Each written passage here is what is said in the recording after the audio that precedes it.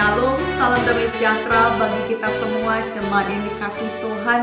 Kiranya damai Kristus melingkupi kehidupan kita dimanapun kita berada. Kembali kita merenungkan sebagian dari firman Tuhan yang menjadi landasan khotbah minggu untuk tanggal 13 Maret tahun 2022. Dan sebelum kita merenungkan sebagian dari firman Tuhan, mari kita siapkan hati kita. Kita mohon penyertaan Roh Kudus, kita bersatu di dalam doa. Kita berdoa.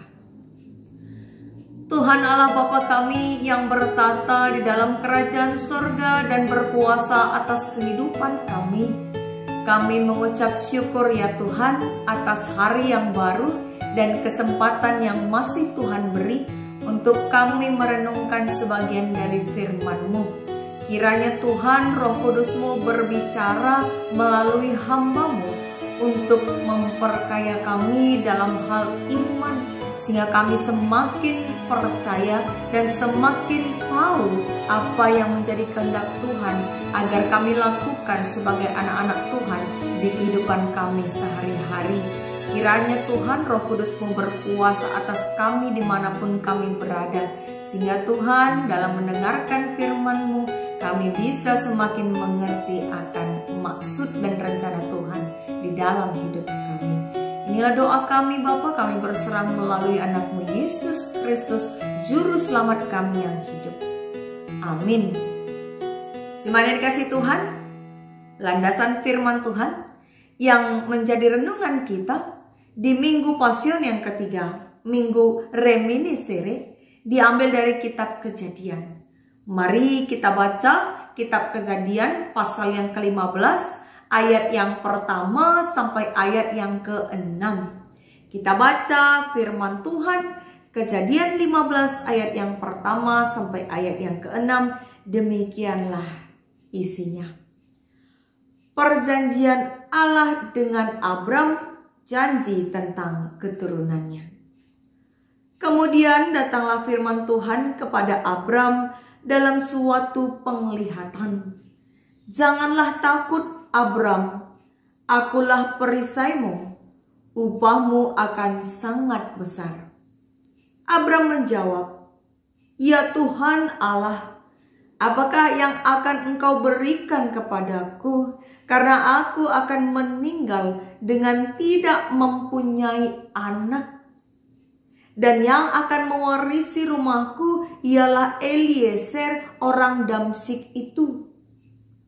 Lagi kata Abram, engkau tidak memberikan kepadaku keturunan, sehingga seorang hambaku nanti menjadi ahli warisku. Tetapi datanglah firman Tuhan kepadanya demikian, orang ini tidak akan menjadi ahli warismu, melainkan anak kandungmu. Dialah yang akan menjadi ahli warismu.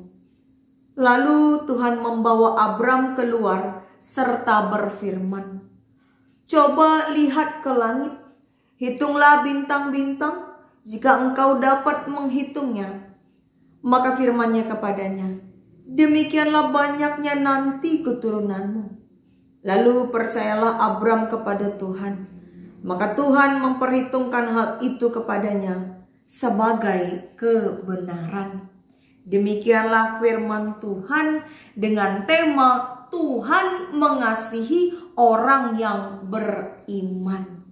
Jemaat yang dikasihi Tuhan, kembali kami menyapa kita semua. Shalom, salam damai sejahtera bagi kita semua. Sebelum kita memahami makna dari kitab Kejadian pasal yang ke-15 ayat yang pertama sampai ayat yang ke-6 ini, kira-kira adakah dari kita yang pernah berjanji atau dijanjikan oleh seseorang, namun janji itu tak kunjung ditepati? Misalnya, ada orang yang janji mau bayar hutang, tapi tidak juga dilunaskan. Atau ada orang yang berjanji akan membawakan hadiah atau oleh-oleh dari suatu tempat, tapi setiap kali diminta ngakunya lupa. Atau mungkin ada juga kita yang pernah dijanjikan untuk dibelikan baju kalau orang tersebut sudah menerima gaji yang ke-13. Tapi kemudian setiap kali ia sudah menerima gajinya, dia selalu banyak alasan sehingga janjinya tidak ditepati. Cuman yang dikasih Tuhan, gambaran manusia ketika berjanji, begitu mudahnya ia berjanji, begitu mudahnya pula dia mengingkari janjinya. Namun berbeda dengan Tuhan. Tuhan Allah ketika berjanji, maka ia tidak akan pernah ingkar janji.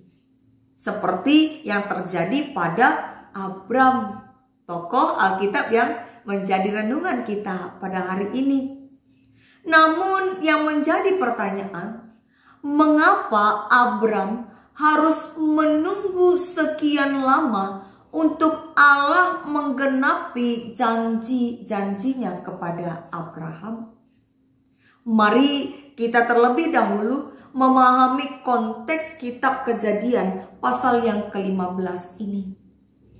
Jemaat yang dikasihi Tuhan, kitab Kejadian 15 ini ayat yang pertama sampai yang ke-6 menjelaskan bagaimana Tuhan kembali menjanjikan keturunan kepada Abram.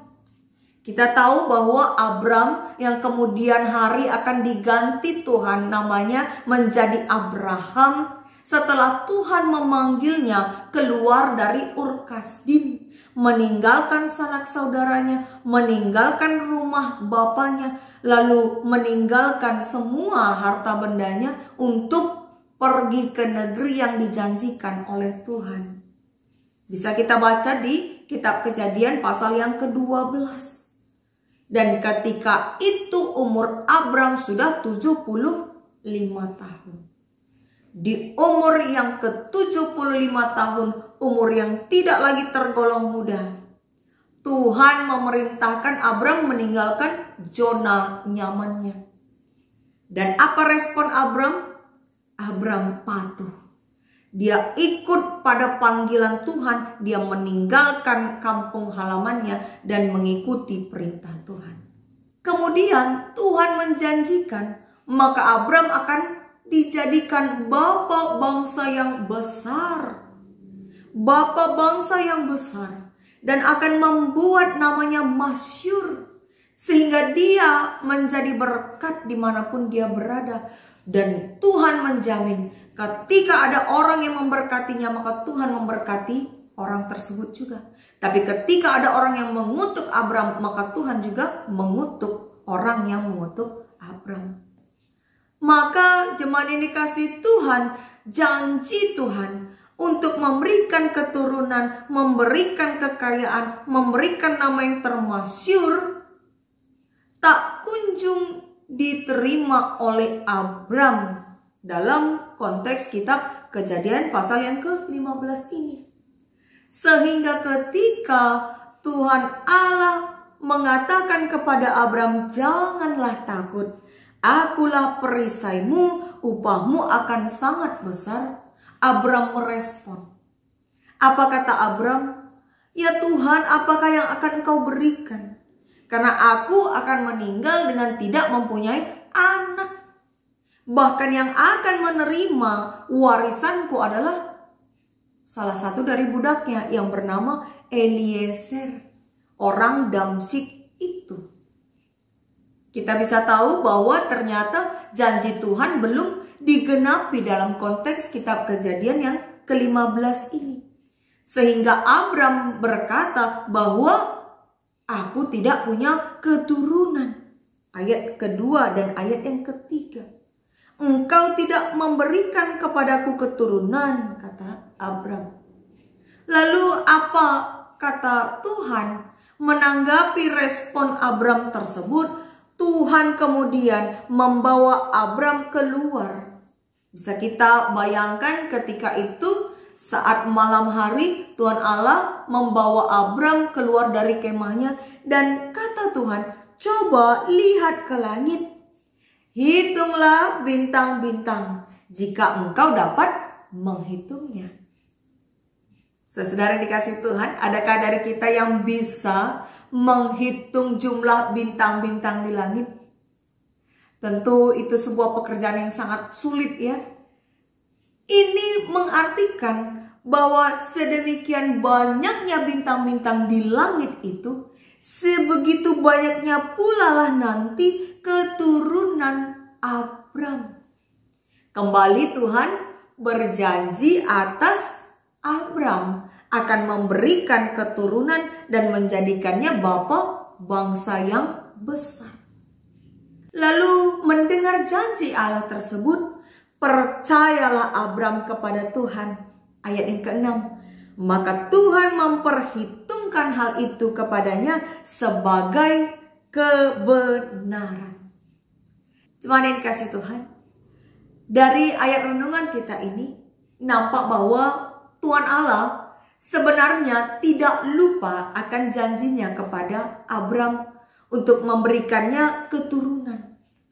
Namun karena Abram semakin lanjut usianya, ia mempertanyakan janji yang telah Tuhan Allah buat ketika dia bersedia meninggalkan kampung halamannya ke negeri Kanaan, negeri yang Tuhan tunjukkan baginya. Kita lihat bahwa ketika Tuhan Allah kembali berjanji kepada Abram, di ayat yang ke-6, percayalah Abram kepada Tuhan. Maka Tuhan memperhitungkannya.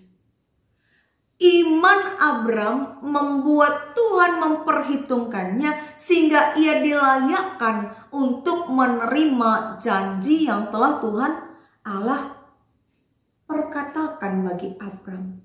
Sehingga kalau kita membaca sampai ke pasal yang ke-21, Tuhan menggenapi janjinya kepada Abram ketika umur Abram sudah mencapai 100 tahun dan istrinya Sarah sudah berumur 90 tahun.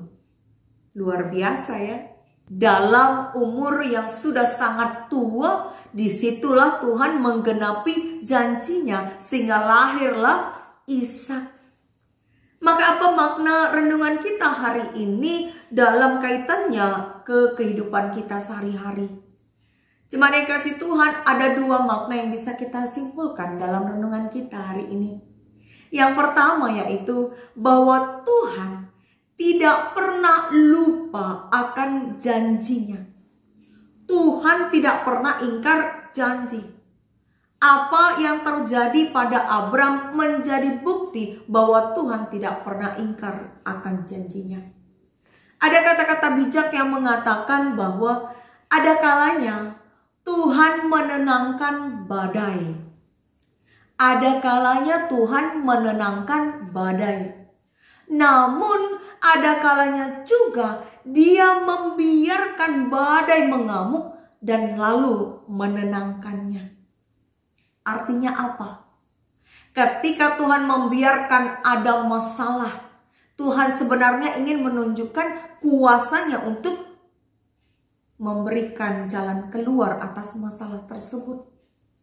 Sama seperti yang dialami oleh Abram, di mana ketika umurnya sudah lanjut, justru disitulah Tuhan menggenapi janjinya. Bukan karena Allah lupa kepada janjinya kepada Abraham, tapi karena Tuhan ingin menunjukkan kuasanya kepada Abraham. Sehingga dengan kata lain, tidak ada yang mustahil di hadapan Allah. Ketika Abram belum menerima penggenapan janji dari Allah, sebenarnya disitulah imannya diuji. Apakah dia akan tetap setia menunggu janji Allah digenapi, atau marah dan mulai tidak beriman kepada Tuhan? Namun apa respon Abram? Ia tetap percaya kepada Allah. Dia tetap memegang janji Allah. Dan itulah yang membuat dia layak untuk menerima upah dari Tuhan. Karena Tuhan memperhitungkan iman Abram. Jemaat yang dikasihi Tuhan, bagaimana pengalaman kita selama kita menjadi orang yang beriman? Sejauh apa pengalaman kita beriman kepada Tuhan memampukan kita untuk tetap setia menunggu janji Tuhan? Sejauh apa iman kita membawa kita terus berpengharapan sehingga tidak ada yang mustahil di hadapan Tuhan, maka kita terus menunggu waktu Tuhan, waktu yang terbaik. Mari kita renungkan. Yang kedua, makna dari renungan kita hari ini, bahwa beriman kepada Tuhan artinya percaya, berserah dengan sepenuh hati kepada Tuhan. Ketika kita beriman kepada Tuhan, kita berserah kepadanya dalam situasi dan kondisi apapun, iman kita tidak akan pernah goyah. Sekalipun janji Tuhan atau doa kita tidak dijawab Tuhan bertahun-tahun lamanya, sama seperti yang dialami oleh Abram. Tapi apakah kita sama seperti Abram yang tetap setia menunggu janji Tuhan, walaupun dia harus menunggu sampai berpuluh-puluh tahun? Dari kesabaran dan kesetiaan Abram, justru semakin nampak bagaimana Tuhan mengasihi dia. Bagaimana penyertaan Tuhan yang terus menolong kehidupan Abram dan melayakkan dia menjadi bapa bangsa yang besar. Apa yang dialami oleh Abram ini menjadi pegangan kita sebagai anak-anak Tuhan. Karena ketika kita terus setia menanti jawaban doa, menanti janji Tuhan bagi orang-orang yang percaya, yang tidak akan pernah kecewa, disitulah kita justru sedang diproses. Disitulah kita justru sedang diuji. Apakah terus beriman atau meninggalkan Tuhan? Maka mari kita meneladani sikap Abram dalam beriman kepada Tuhan. Karena seperti yang dituliskan dalam bacaan kita yang pertama, di dalam kitab Filipi 3 ayat 17-21, dikatakan bahwa Rasul Paulus menguatkan jemaat di Filipi. Dia mengatakan bahwa orang-orang yang beriman, ya, itulah orang yang disebut kewargaannya adalah di dalam surga. Merekalah warga surgawi yang menunggu kedatangan Kristus, juru selamat yang hidup, untuk kembali kepada manusia, mengganti tubuh yang hina menjadi tubuh yang mulia. Namun orang-orang yang menjadi seteru salib Kristus, yaitu mereka yang hanya memikirkan perkara dunia, yang hanya memikirkan kepentingan pribadi, di mana Tuhan mereka adalah perut mereka sendiri, upah mereka adalah maut, kebinasaan menjadi upahnya. Namun orang yang terus percaya dan beriman kepada Tuhan, upahnya adalah surgawi, melalui kedatangan Kristus kembali. Jemaat yang dikasihi Tuhan, minggu ini dinamakan Minggu Pasion yang ketiga, Minggu Reminiscere. Kita diajak untuk mengingat kasih penyertaan Tuhan dalam hidup kita. Kalau kita disuruh menghitung berkat Tuhan, menghitung bukti kasih Tuhan dalam hidup kita, mungkin tidak akan cukup berminggu-minggu, bahkan mungkin bertahun-tahun untuk kita menghitung berkat dan kasih Tuhan. Mengapa? Karena kasih Tuhan tidak pernah ada habisnya. Dari hari ke hari, jam ke jam, bahkan menit ke menit, Tuhan terus mengasihi kita. Sebagaimana yang dikatakan dalam ayat invokasio kita, yang mengajak setiap orang percaya untuk datang kepada Allah karena ia penuh kasih. Kitab Ibrani 4 ayat yang ke-16. Maka mari rasakan kasih Tuhan dalam hidup kita. Rasakan selama ini sejauh apa kasih penyertaan Tuhan memampukan kita dalam menghadapi setiap badai dalam kehidupan. Apa-apa saja tanda kasih Tuhan yang sudah kita terima? Sanggupkah kita menghitungnya? Tentu tidak. Seperti Abraham yang disuruh Tuhan menghitung bintang-bintang di langit. Seperti itu pula lah kita tidak akan mampu menghitung seberapa banyak tanda kasih penyertaan Tuhan. Tema kita hari ini adalah Tuhan mengasihi orang yang beriman. Kita kembali diingatkan untuk mengandalkan iman percaya kepada Tuhan. Karena Abraham pun diperhitungkan oleh Tuhan karena imannya. Sehingga dia layak menerima upah, yaitu penggenapan janji Allah.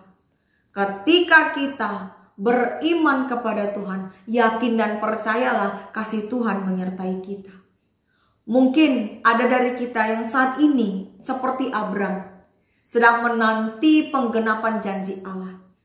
Mungkin kita sedang menanti kapan waktunya Tuhan memberikan keturunan dalam rumah tangga kita.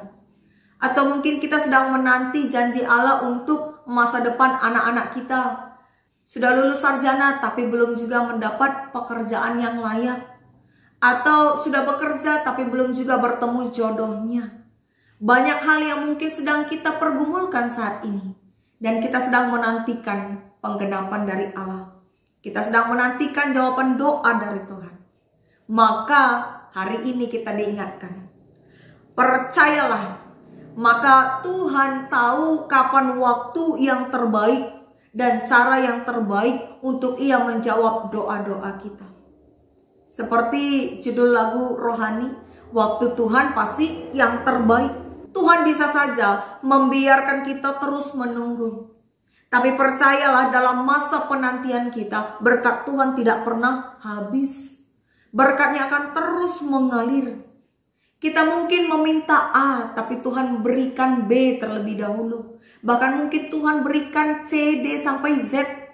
Namun ketika kita terus berfokus pada penantian kita A, kita tidak bisa menghitung berkat-berkat Tuhan yang lain. Dan menganggap bahwa Tuhan sedang melupakan penggenapan janjinya. Mari kita kembali memupuk iman kita. Percayalah, maka Tuhan tahu waktu yang terbaik untuk menjawab doa kita. Dan percayalah Tuhan punya rencana yang terindah dalam hidup kita. Ketika Tuhan belum berikan A, bukan berarti Tuhan tidak berikan B, C, D, dan sampai Z. Karena Tuhan punya banyak berkat dalam hidup kita. Mari hitung berkat Tuhan. Itulah tanda kasih penyertaan Tuhan bagi kita orang yang percaya. Amin. Mari kita bersatu di dalam doa. Kita berdoa. Terima kasih Allah Bapa kami. Kiranya Roh Kudus-Mu memampukan kami melakukan firman-Mu. Menguatkan iman percaya kami untuk terus berharap dan berdoa dengan setia menanti rencana Tuhan. Kami percaya Tuhan waktu Tuhan yang terbaik. Maka kami serahkan hidup kami, keluarga kami, dan setiap pekerjaan serta pelayanan yang sedang kami kerjakan. Agar Tuhan yang memberikan kami hikmat menanti rencana Tuhan, rancangan yang damai sejahtera. Inilah doa kami Bapa. Di dalam nama Yesus kami berserah dan berdoa. Amin.